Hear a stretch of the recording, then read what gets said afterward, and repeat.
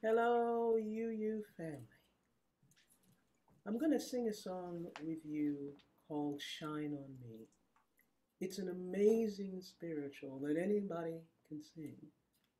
And in these days when the things that we're dealing with, the feeling separate and all of that, and things seem so hard, this is one of those songs that you just throw your head back, put it in your medicine kit. All you have to do is ask. And here's how it goes. Shine on me, oh shine on me. Let the light from the lighthouse shine on me, oh shine on me, yes, shine on me. Let the light from the lighthouse shine on me. Lift me up, oh, lift me up. Let the light from the lighthouse lift me up, oh, lift me up, yes, lift me up. Let the light from the lighthouse lift me up, oh, hold me close, yes, hold me close.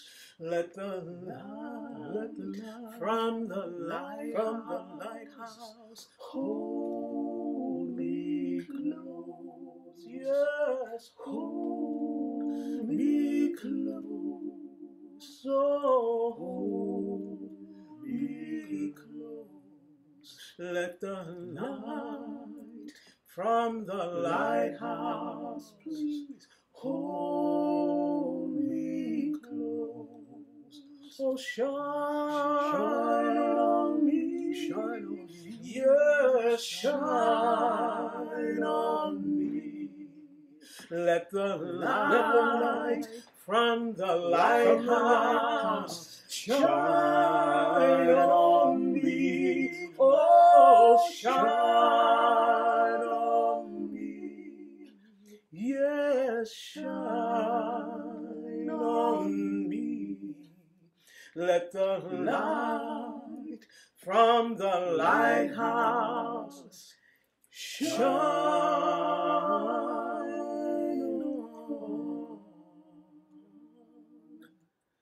me.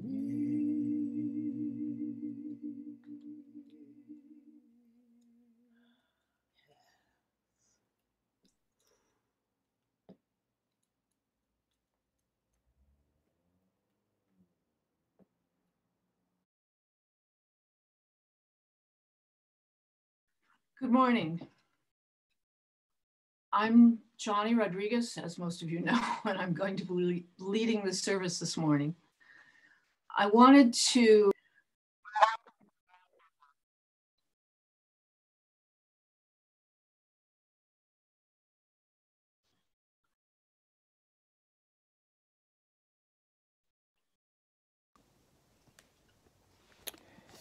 Hello to all this who's listening. Now, my cousin told me to do something for Black History Month.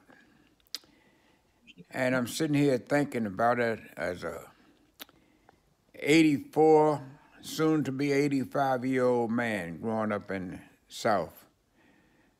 jumping on the bus, running to the back of the bus, because it was normal. I loved riding on the back of the bus. I liked the way that it bounced when we hit a bump. But getting past that, I didn't know what racism was at the time. It was just a way of life that we did, drinking out of water fountains and sitting there in the movies upstairs when we couldn't sit downstairs. But I would like to contribute a poem that I wrote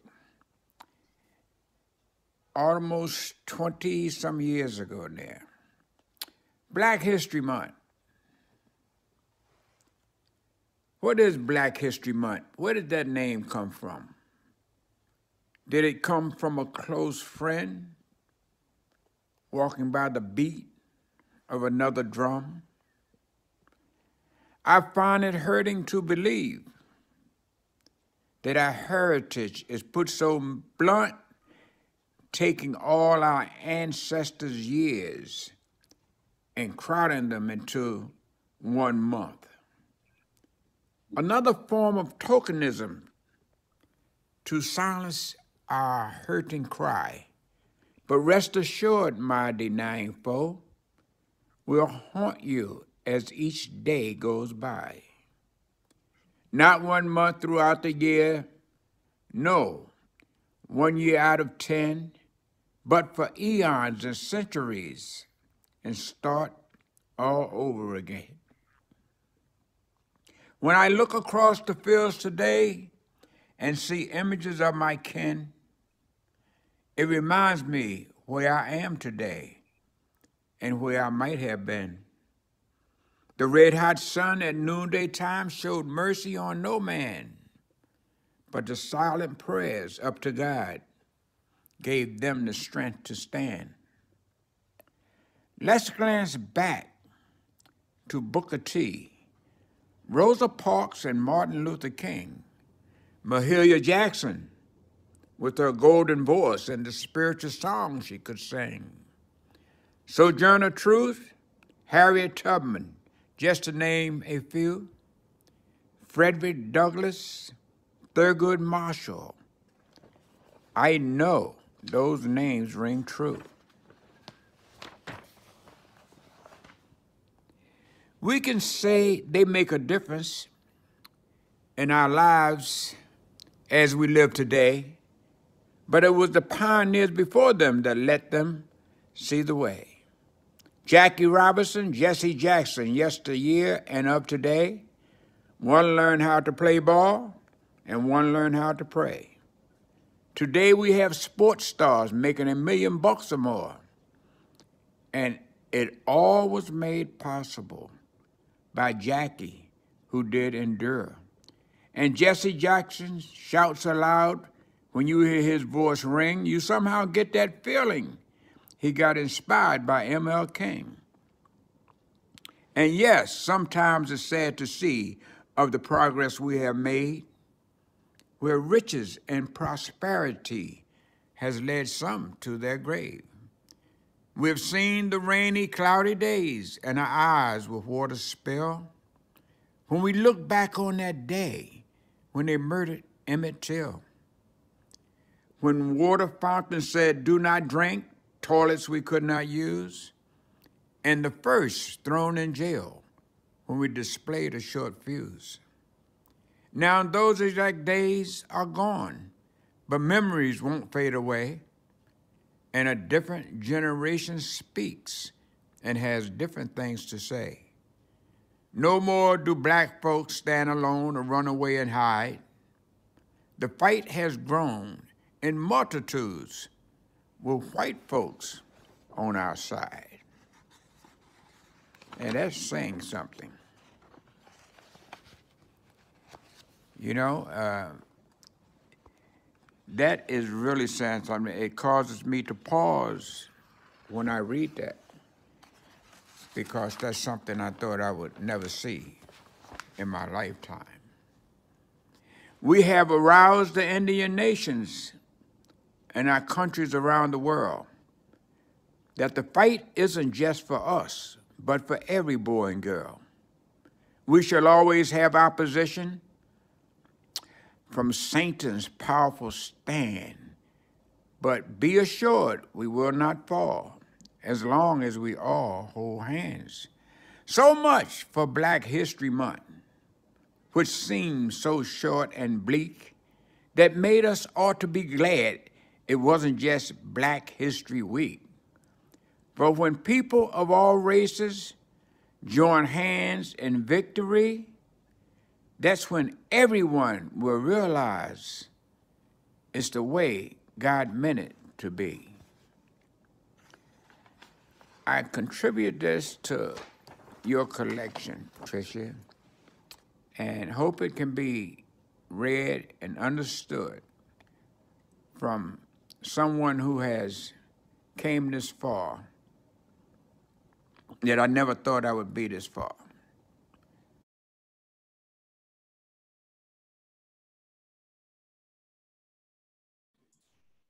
Mm-hmm. Thank us. I don't know why that keeps doing that. We light this chalice as a symbol of our faith, our chosen faith. May its light remind us of the light inside each one of us and remind us to follow the principles that we have chosen.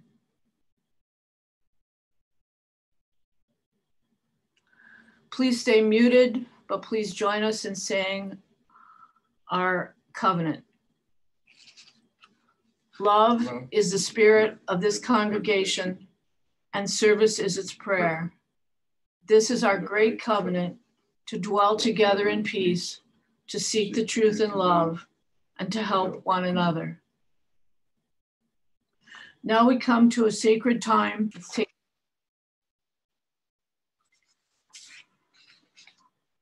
Caleb Grant, one of our faithful congregants, but also a devoted parent, we don't see him very much, but he's here today to talk to us about stewardship.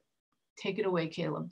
I saw you at some point right there. Yeah, so I was, Rev Denis approached me to speak a little bit about this, and I basically wanted to reflect on how our second principle of fairness and equity and compassion relates to the stewardship drive and the pledge drive right now.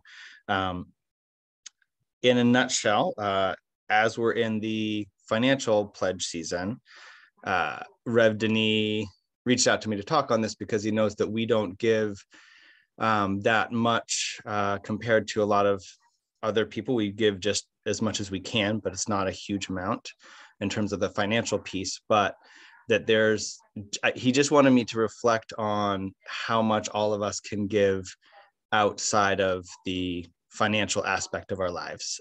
And I think it is a really important thing to focus on and to chat with other members of the congregation about, because we really are a collective community.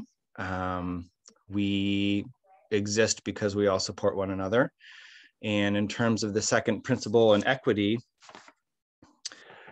we never really know how hard someone else is working unless we ask if they need any help. And it's impossible for us to know how heavy a load is that somebody's carrying unless we, offer to lift that load with them. So as a congregation, I'm just trying to put a plug out that if you know anybody in the congregation who might be working on something, ask them if they need any help. Reach out to Lee, reach out to Rev Denis, anyone say, is there anything I can help with? And most of us, just like all of our financial pictures are different, we can't, not all of us say, oh, well, I'll just donate 20 hours a week to the to the congregation. That's not how it works. But collectively, we might have 1 month out of the year where we say, oh, you know what, I think there's a couple days that month where I could maybe help out with some kind of bigger, project. Or maybe once a week I can give a call to somebody that member of the Helping Hands Committee is reaching out to, but they're actually really busy. So maybe I can help them. So, and I apologize for speaking more off the cuff. I did have written a bunch of written notes, but I figured I should just ad lib. And I wanted to close with gratitude for all of the hard work that all of you and the people who aren't on this call are doing around equity that maybe goes unnoticed, and a prayer that all that work continues to move us towards a time when we're all working equally towards building a place of peace for everybody to feel safe.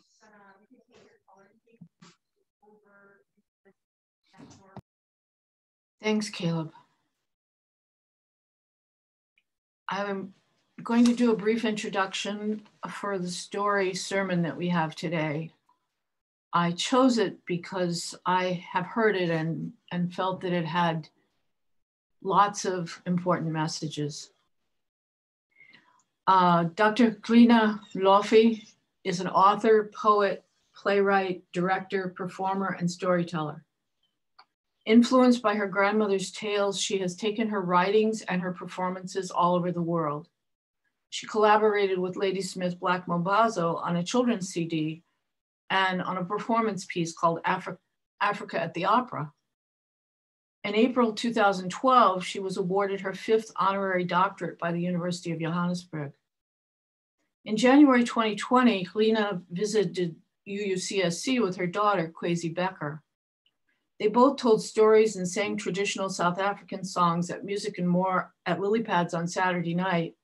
And they joined with Val Tutson the following morning in presenting the Sunday service. Some of you may remember one of Gcina's stories was about how she came to found the Mother of Books literacy campaign to help make South Africa a reading nation. The following is a story that she told from her home in South Africa to the virtual audience at Fundafest 24 this past January. It's called Tempe, A Story of Hope.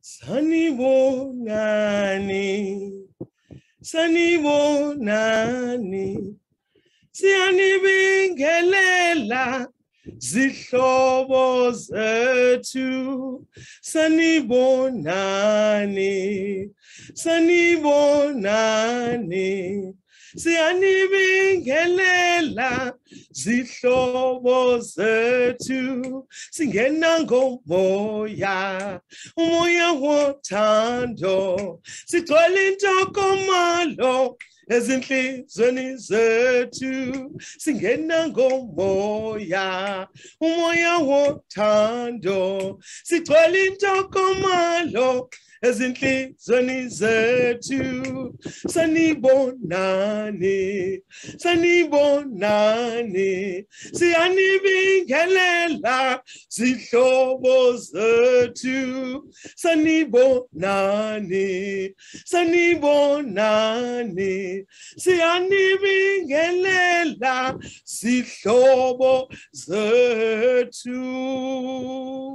Sanibonani, sawubona simply means I see you. It simply means I see the spirit in you. Just like my brother said in Chichewa, it's extremely important for us to recognize the spirit in each other. And the song says, Sanibonani, we greet you, our relations, because we are all related. We are all one people. And it says, we come with a spirit of kindness and warmth. That is how we greet you from where we have been traveling from. So that's what the song is about. And this song also, we are so proud to sing it at the World Cup in 2006. When we went as South Africans to invite people to come to the 2010 World Cup in South Africa. And we were up in the stadium singing with some of the musicians from South Africa, and people came forward and they started humming the melody. They didn't know what we were singing. It was wonderful to think that the melody just spoke to them. And we played and we sang. Our percussionists were beating the drums. Brother, the guitarist, was doing his thing. And we were singing away.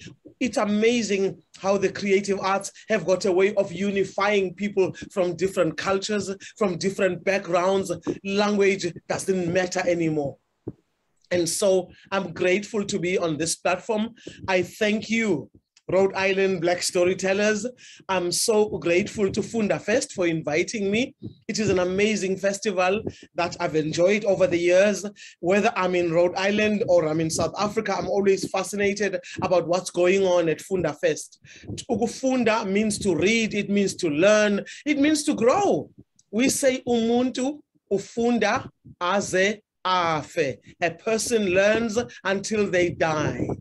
And that is what I truly believe in. I will share a story with you.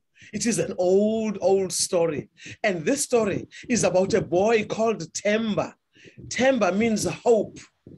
This boy lived in a village called Emoyeni, the place where the wind blows. The village was up on a hill, and over there you could see the different vistas, the mountains. You could see forests over there and far away rivers. And in the village of Emoyeni, they were known to be hardworking people, to be caring people, to be people who celebrated children. Children were special, they were unique, they were loved in the village. Another thing that the people of Emoyeni were famous for, it was their great, brave hunting team. They sat down and they planned long before they went out on a hunting trip. The leader of the hunting band didn't just say, we are leaving tomorrow. No, they planned. They sent other people to go and look out what direction they would be going the next day. And then they came together and they had the spears that they had sharpened. And they were small spears. And these kinds of spears, they put a little bit of poison on them. They had learned this from the Khoi and the San people, or you know them as the Bushmen. They had learned from these people who are the first peoples of Southern Africa, the people who are the best hunters in Southern Africa, who speak to Mother Nature, who know so much, who know how to listen, how to feel, how to speak and live with nature, and have taught all of us, Abantu, baseningizimu Africa, what to do, how to honor Mother Earth. And now, when the hunting team left, the women ululated as they heard them singing, going out, almost like they're going out into battle. And the women ululated, we are here, and we are about to not bed, you know, we are here. They celebrated and they set off. It was days and days, the men were gone, and people continued with everyday life, whether they were tilling the land, whether they were cooking meals, collecting firewood, all the things that people do in villages. This young boy, Tempe, he had an eye for beauty. He would sit at the riverbank, he would sit down there with his friends, and he would take clay and start shaping it, making clay oxen. He could make clay dolls. He could make all kinds of beautiful art out of clay. And also he could make little bowls. And then when they dried in the sun, he would start collecting wild berries. He would collect flowers. He would collect different types of leaves and crush them, mix them with a little bit of water, and put them in those bowls. So there were all these colors. There were greens and burgundy and the yellows and the reds and yellows, all the colors they could think of. He put them there. And you take certain kind of stones and grind them until they were a beautiful powder, mix them with a bit of water. They would be black or they would be dark brown. And so there were all these bowls around him. He took a stick, a thin stick. It would be dry and he would crush it until it looked like a tiny little brush. He would take the inside of a bark of a tree and he would hold it and brush it and clean it until it was very smooth. And he would ask one of his friends to sit down and not move, don't move. And he would make a portrait. There he is, making beautiful faces. Oh, those eyes. Look at those lips. There we go. He made a beautiful portrait when he was finished and he showed it to everybody. They were amazed, spitting image of the friend that he had asked to sit still and not move. He had made a portrait. When they praised him, wow, what a beautiful, beautiful work of art. He presented it to that friend. And then he asked another one. This young girl would sit there, shy, looking down. No, don't look down, look at me. And she would look at Tempe. Tempe would take the inside of a bark of a tree and he would take the little stick he had crushed and he would start painting, making the portrait of this lovely shy girl. And when he was done, he looked at it. It was almost dry, and then he turned it around and showed it. The girl would giggle.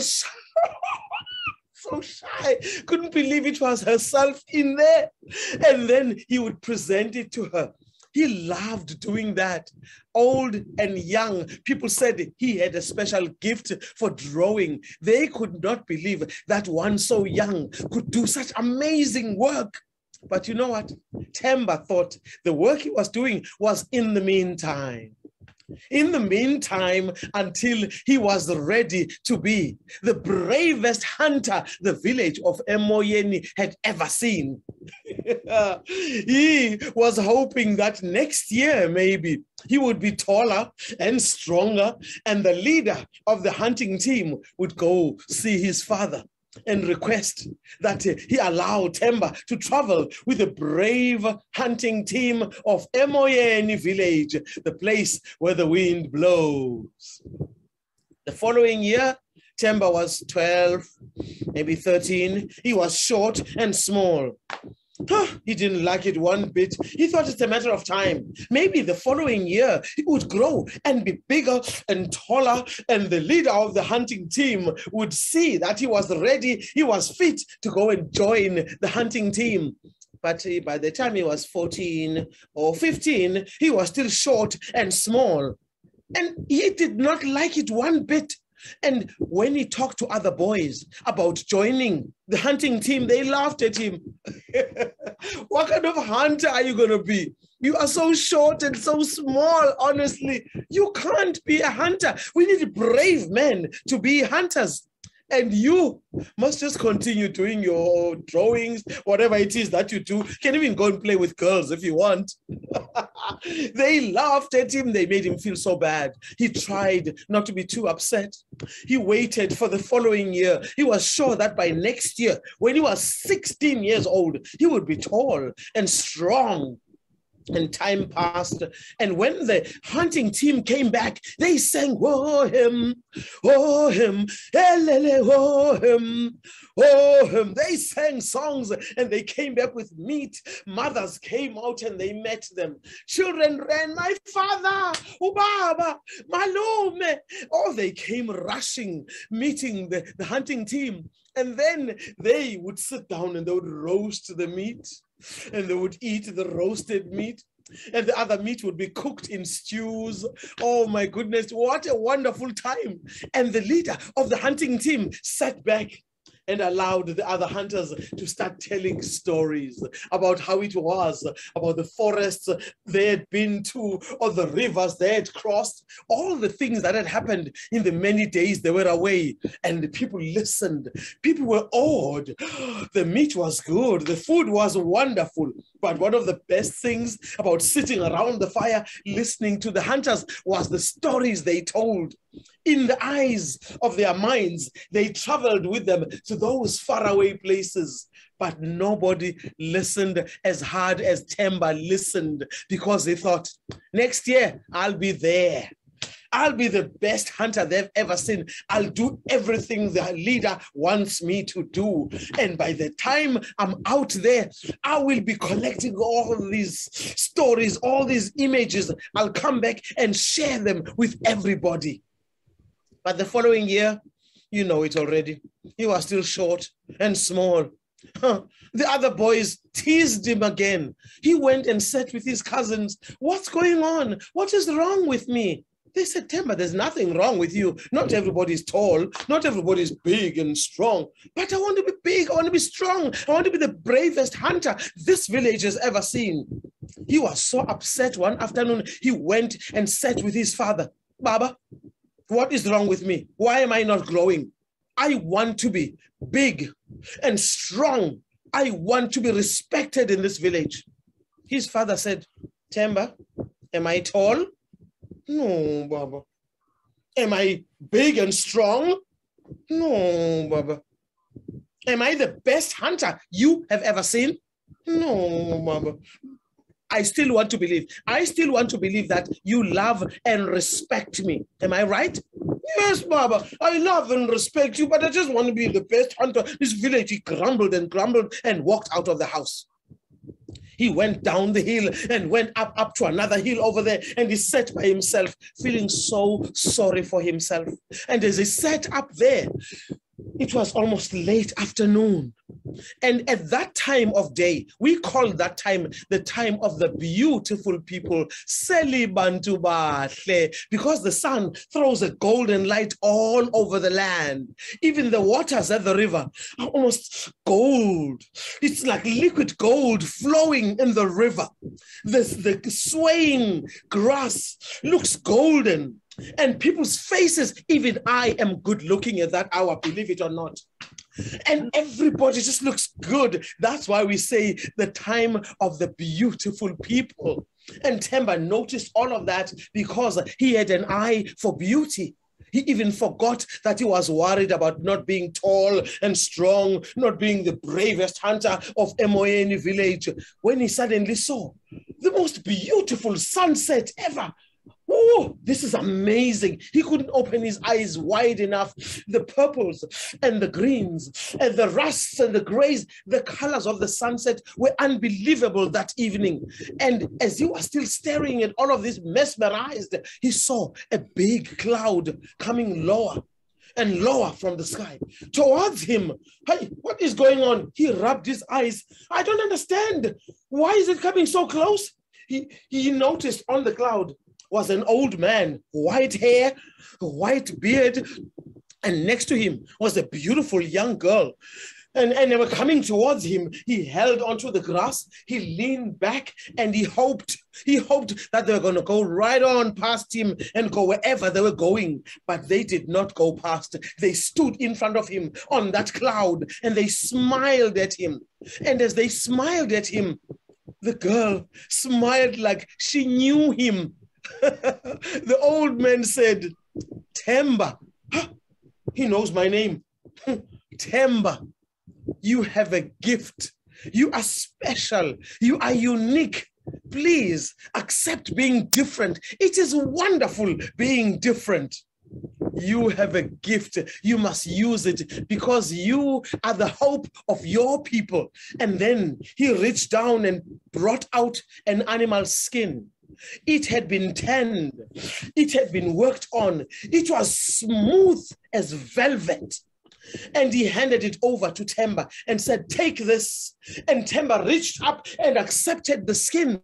And the old man said, you draw the colors of the sunset like you saw them tonight. It is your gift. Go and do it. And Tempe said, thank you. He could not believe what was going on. He accepted the skin. And as the cloud went backwards, the young woman started singing, Tempe, wena Tempe, unesipiwo, sisebenzise, ulithemba, lesizwe sakho. The song said, Tempe, you have a gift. You must use it. You are the hope of your people. Tempe, wena Tempe, unesipiwo, sisebenzise, ulithemba, lesizwe sakho. They receded and disappeared in the darkness of the night. And Tempe took that skin. He ran down the hill and up the hill again to the village of Emoyeni. It was nighttime by the time he got home. His mother was finishing with supper and he greeted his mother, but he went to hide the skin, quickly put it away. and he sat down, not knowing whether to talk about it or not, but he chose to keep it quiet. And they had supper and they went to sleep that night. He was thinking about that old man, that cloud, and the fact that they knew his name. They knew he could draw, and he was the hope of his people. How amazing is that? The following morning, he decided he was not going to practice on the skin. He took the tree bark that he was normally using when he made portraits of his friends or any other artwork. He took that tree bark, he took the colors that he normally used, and he tried to draw the colors of the sunset. No matter how hard he tried, it looked terrible. Whew, this is horrendous. He threw it away. The following day, he tried again. He tried to remember everything as vividly as he had seen it. He took the tree bark and he tried again on another one. It looked like dirty dish water had been thrown on that work. He threw it away. He even tried on an old skin that was hanging around at home. He opened it and he tried drawing. No matter how many times Tempe tried to capture the colors of the sunset like he had seen that night, it was not working. He thought, what is wrong with me now? What on earth is wrong with me? I can't be big and strong and be the bravest hunter of the village of Emoyeni. Now, something that I thought I was good at, I'm failing. Maybe, you know, I think that old man came to the wrong village. I think he came to the wrong Tempe. I think they trusted the wrong person. I know. I'm not worthy. No wonder people laugh at me so much. No wonder I'm so short and small. I'm useless. It's wrong. I just thought, no, I must not believe that. I must not believe that. But still, I think they came to the wrong Tempe. I must take the skin up on the hill and wait for the old man and his daughter. They must fetch it. They must take it to the right village. I'm really sorry that I have failed. He waited for the late afternoon. Across the river he walked, up the hill on the other side. He took the skin, put it next to him, and he waited for the sun to throw that golden light all over the land, that golden light that makes everyone good looking. And he was looking so handsome, Tempe, as he sat there without any confidence or belief in himself. He sat there waiting, hoping the old man is going to come on the cloud and fetch the skin and apologize that he has given to the wrong Tempe and go to the right village and hand it over to the right person who can draw the colors of the sunset. As he sat there, true enough, the colors of the sunset were forming on the western sky. They were more exquisite than anything he had ever seen. This is ridiculous. I didn't bring any colors. What is wrong with me? What is wrong with me? I should have brought colors. I should have brought my paints to know that I can start using. Look at that. This is exquisite. It was unbelievable. It was breathtaking. It was magic. Out of this world. Honestly, out of this world. Before he knew it, the cloud came down. The old man was sitting on the cloud. The young woman was sitting on the cloud. They were coming towards him. They were smiling at him. Oh my, I'm so embarrassed. What am I going to say to them? And as he saw them coming down, they were holding big pots, calabash, a big pot. And then in each of those calabashes were sticks, and they had been crushed and they were wet and thick with rich colors of paint. Different colors, all the colors you can imagine on both pots, and they handed over to him. There you are, Tempe. This is your evening. Draw the colors of the sunset. It's your gift. You are the hope of your people. Do it. We believe in you. And he accepted those pots. He put them down. He opened the skin and he started working away. Thank you. Every time he took a new color, thank you. Took an orange. Yes. Oh my goodness. The gray, there we are. He was drawing so fast like a madman. And as he continued, he was transposing the colors of the sunset onto the beautiful, beautiful, velvety, soft animal skin. Oh, my. And the young woman was singing, Wena Temba, unesipiwo, sisebenzise, ulitemba, lesizwe sakho.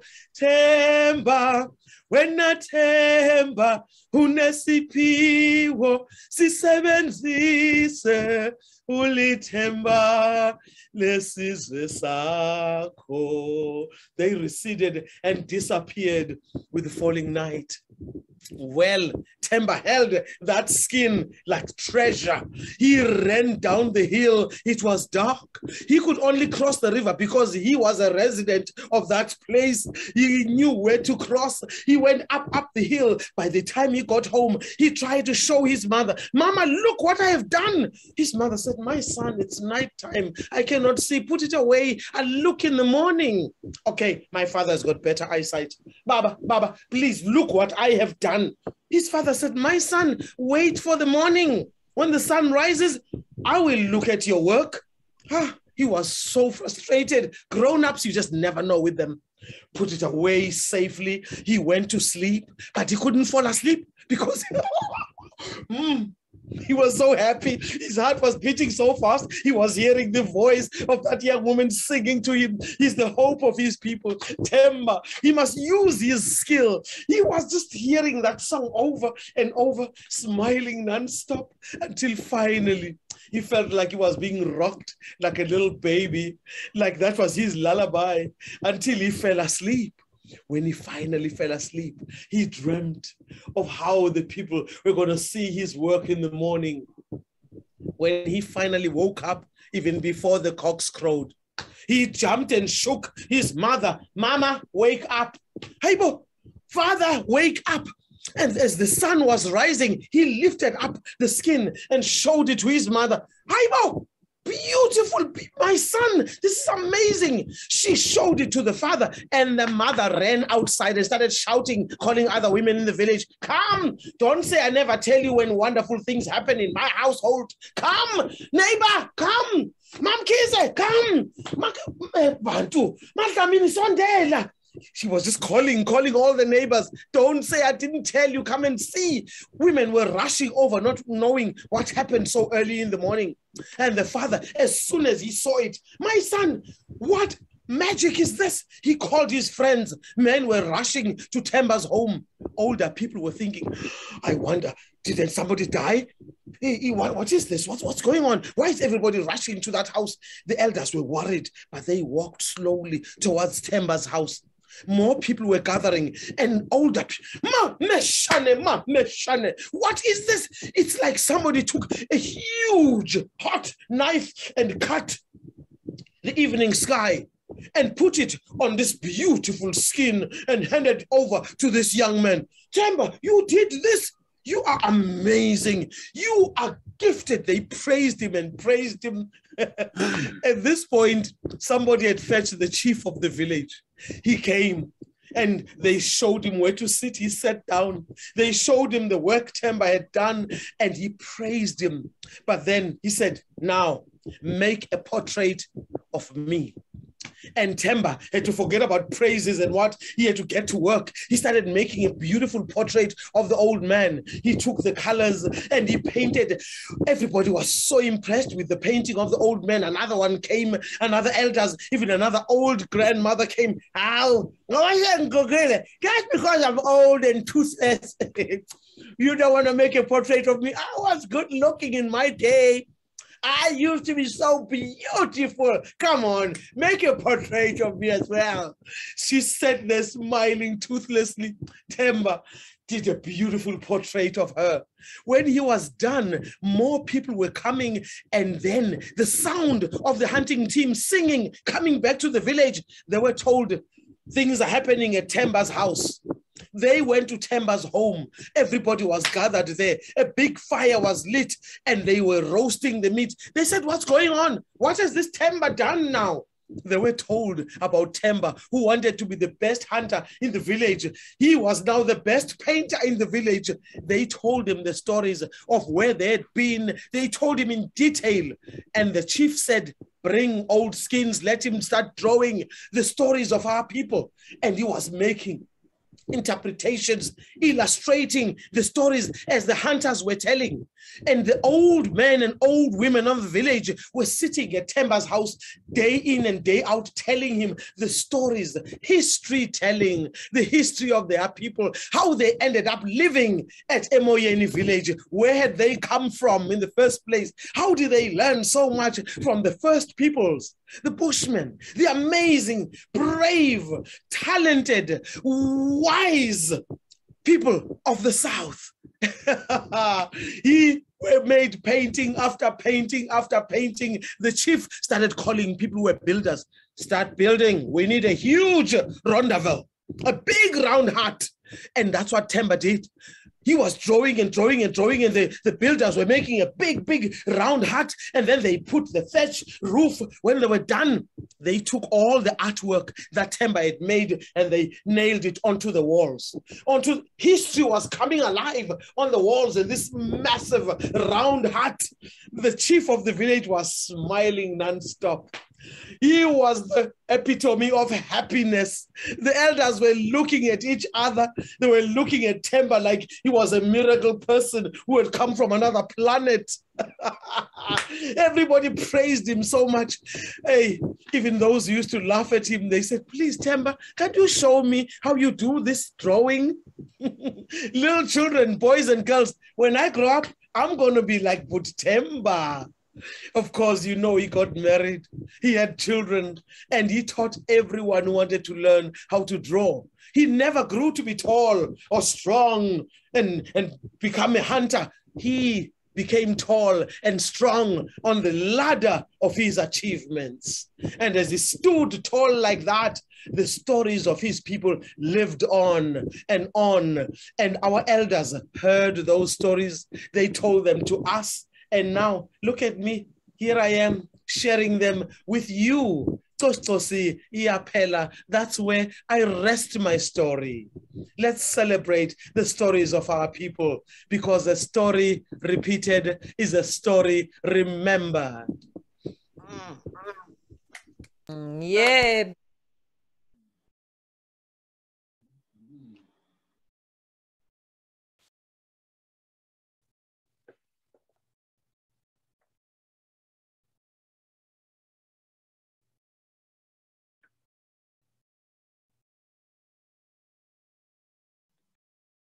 Annie, you're muted. I must have pressed it twice. I thought I unmuted. I thanked Gcina and said that the story was longer than I remembered, but I still loved it.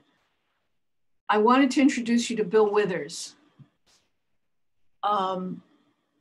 This quote is from when he passed away in March 2020 at the age of 81. Brilliant, tough, uncompromising, Bill Withers stuck to his guns. He wrote and performed such classics as Ain't No Sunshine, Just the Two of Us, Lovely Day, Grandma's Hands, and Lean on Me. The following YouTube is from his 2015 Rock and Roll Hall of Fame induction, as he is honored by Stevie Wonder and John Legend. We can all sing and sway along with it.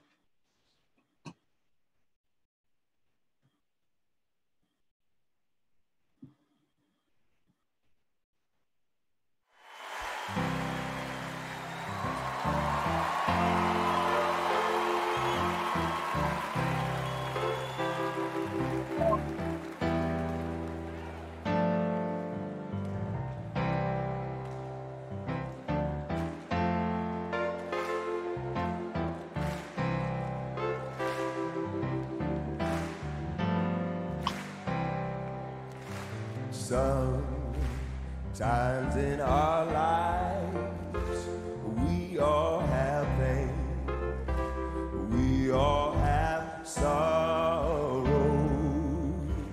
but if we are wise, we know that there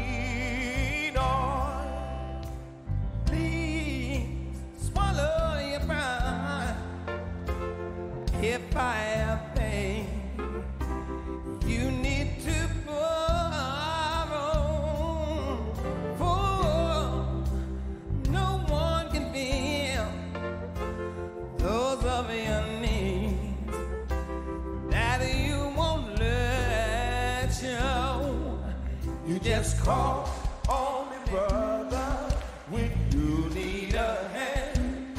We all need somebody to lean on. I just might have a problem that you'll understand. Hey, we all need somebody to lean on. Lean on me when you're not strong.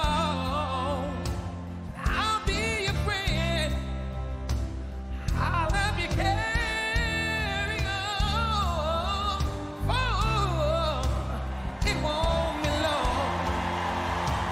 I'm gonna need somebody to lean on. You just call on me, brother, when you need a hand. We all need somebody to lean on. I just might have a problem that you'll understand. We all need somebody to lean on. If there is a load you have to bear that you can't carry, or I'm right up the road, I'll share your load.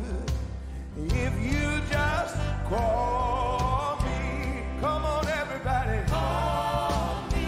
If you need a friend, call me, call me. Oh baby, just call me. If you need a friend, all you got to do is, yeah, call me. All you got to do, yeah, all you got to do, all you got to do, all you got to do, yeah. Oh, you gotta call me. Come on now, call me. One more time now, call me. Yeah, we love you, Bill. We love you, Bill Withers. Yes, sir.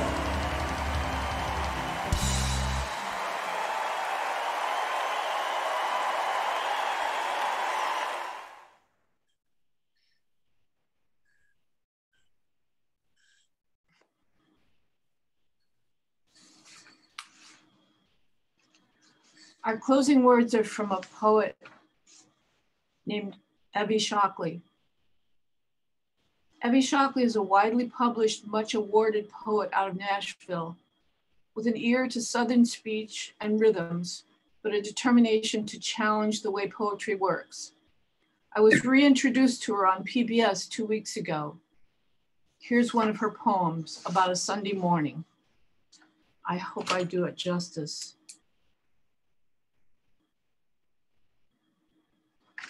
There's one more place, okay. It's called Easy. Not like most Sunday mornings of wake up, bangs and hairbrushes, get up, tights and stockings, come on, dresses, lipstick, hurry up, shaving, picking out ties, mom of the thankless engine, we're running late, the get to church on time show. But like those rare winter Sundays when we woke to ice or snow, fearing frozen pipes, no one in Nashville going anywhere in this weather. My sister and I, squeezing into our parents' bed, pink foam curlers still clutching their thrice rolled ringlets, mama's nightgown gauzy yet modest, daddy in his undershirt, one arm crooked across closed eyes, but a half smile saying, he's awake under there. The radio on, and sweet hour of shared blanket when nobody fussed at nobody.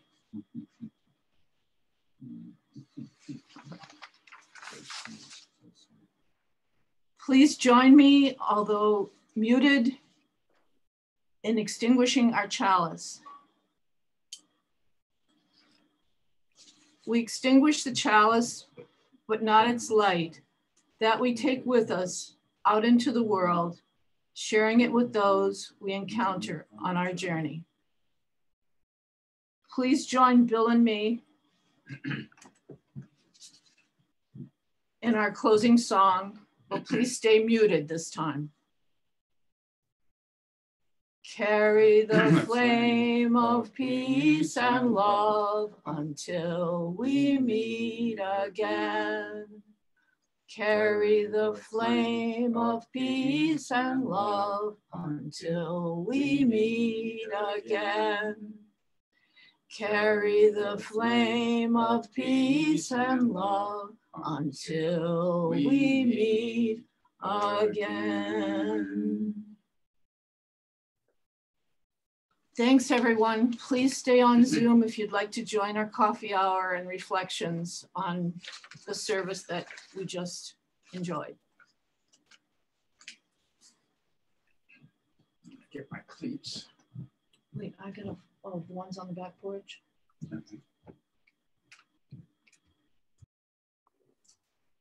I'm looking for Mary. Oh, Mary's still on here. Mary Fulton will be the facilitator for today. She will call on people who would like to say something so that you kind of know when it's your turn. And if she misses someone or I miss someone, don't hesitate to tell us someone has their hand up. What did you think